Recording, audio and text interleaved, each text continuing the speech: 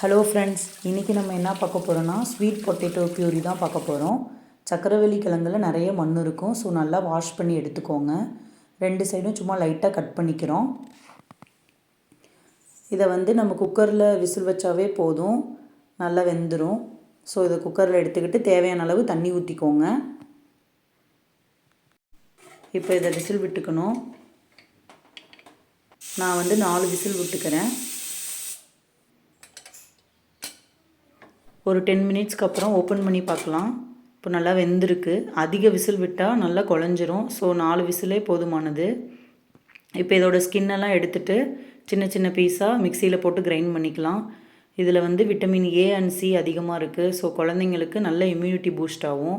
Fibre கண்டென்ட்டும் அதிகமாக இருக்குது. இப்போ இதில் லைட்டாக ஹாட் வாட்டரை ஆற வச்சு ஊற்றி அரைச்சிக்கலாம். லைட்டாக ஆட் பண்ணால் போதும், பியூரி நமக்கு ரெடி ஆகிடும். இதில் நீங்கள் வேணும்னா நெய் ஆட் பண்ணிக்கலாம். நான் இப்போ ப்ளைனாக தான் ஊட்டுறேன். நீங்கள் இந்த ஃபுட்டை கோல்டு டைம்லேயும் கொடுத்துக்கலாம். டைஜஷன் ஆயிரும். ட்ரை பண்ணி பாருங்கள்.